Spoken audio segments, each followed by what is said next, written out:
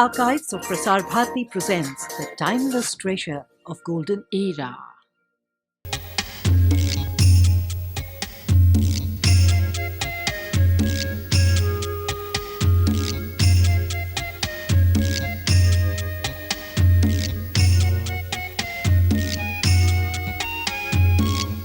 The West Khasi Hills district, occupying the central part of Meghalaya, has an undulating topography rich with dense forests and invaluable mineral resources.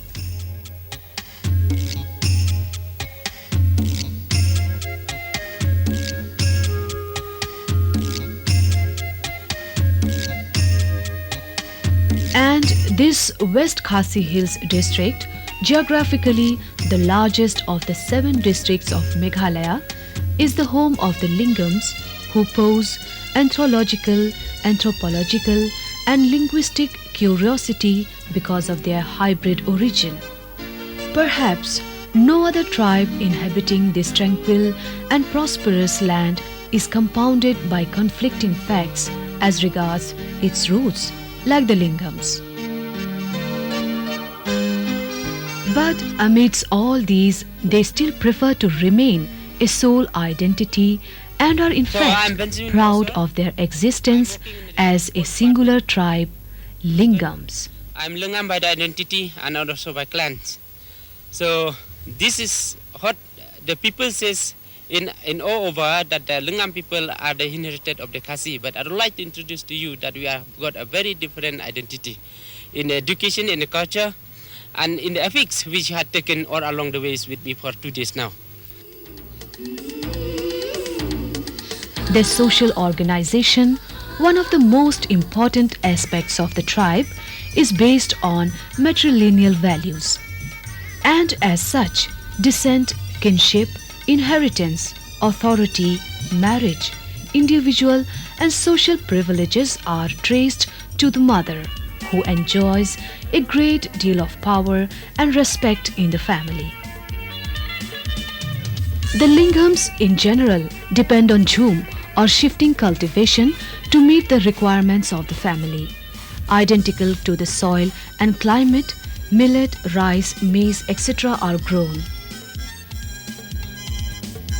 But as a substantial amount of rice is used to prepare rice beer, they are virtually left with little or no grain until the next harvesting season. The forests offers them with a permanent source of bamboo, firewood that helps to meet their ends and maintain a carefree rural life. They domesticate pigs, hens and other livestock, which are alternative and cheap means of bread earning. The menfolk indulge in constructing houses and works of basketry.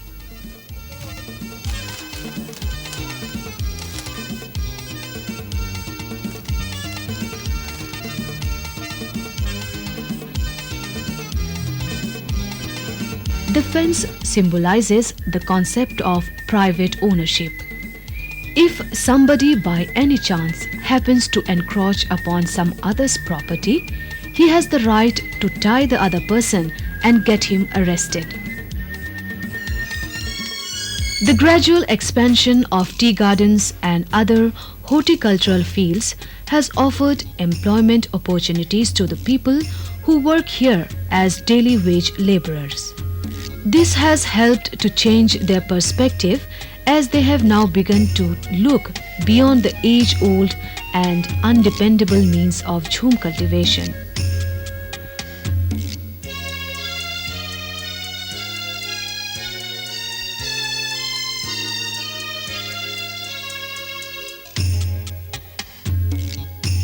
The Lyngngams do not marry within the clan. The go-between, whom the Lyngngams call Xiang, initiates the marriage by going to the father of the prospective husband with the bride's proposal.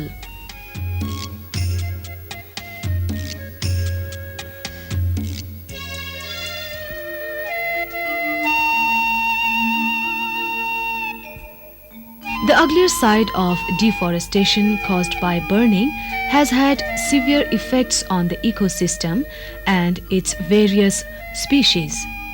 Being naive as they are, the hazards of deforestation carried out by unscrupulous persons and causes of dooming are still incomprehensible to them as they lie vulnerable to their own surroundings.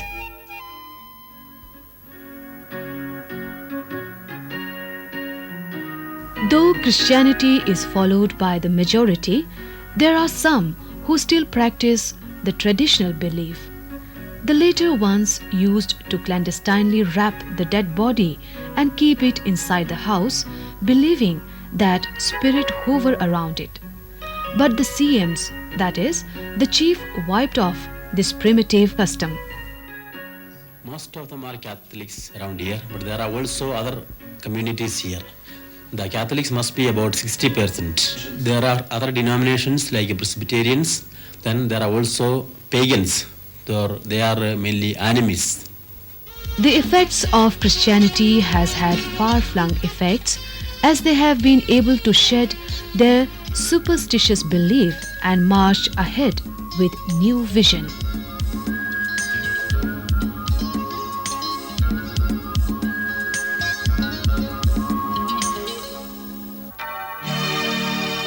The architect behind what the Lyngngams are today as a cultured, humane group of people is a missionary from Spain, late Reverend Father Emmanuel Albizuri.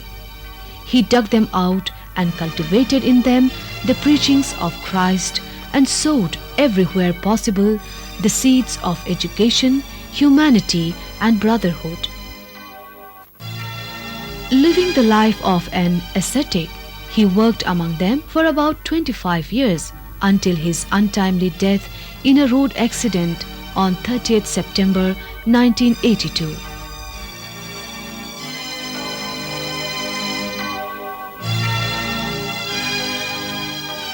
As you know, in this Lyngngam area, now 65% of our community are the Catholic. Of course, we have got another dominance like the Presbyterians and then Baptists and other church, which are dominated in this our area. Hallelujah, hallelujah. The Don Bosco Hall serves as a community hall for the Lingams, Nongtrais and Marams.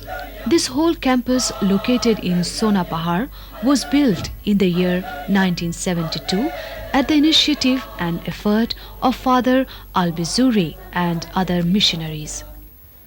The present-day literacy rate of the Lyngngams is only about 15%. But there is a continued endeavor among the people to educate their children so that they bring fame and prosperity to the family and the community as a whole.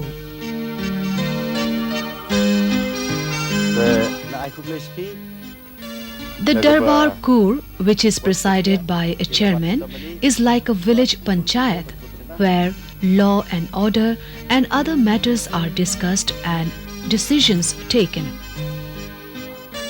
Here, the chairman called Rangbakur is presiding over a move made by a member who is willing to sell his land to another member.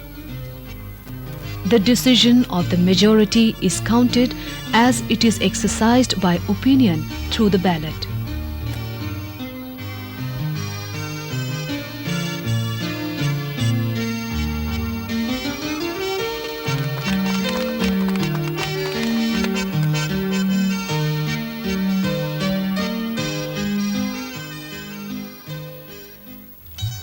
Developmental activities has caught up with the Lyngngams as projects ranging from setting up of deep tube wells to installing solar power packs have been implemented by the government. Catholic Church was The contribution of the missionaries have also been encouraging. The main objective of the upliftment of this mostly backward tribe of Lyngngams mainly. Lyngngams and also other tribes like Marams and Nongtrais. And the main work which we do is for the education, for the literacy.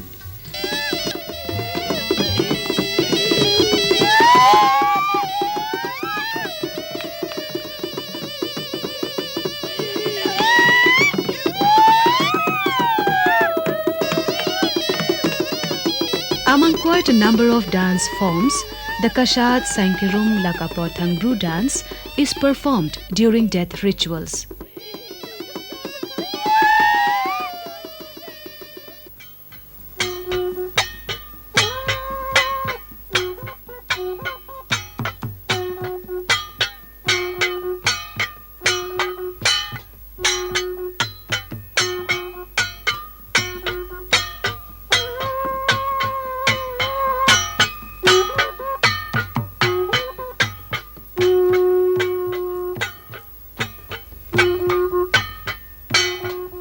In climbing further up to get noticed and be acclaimed, the Lingams today nurture high hopes of establishing a foothold with their pride and identity intact. Our people are also growing in the education, in the culture, in the politically and economically.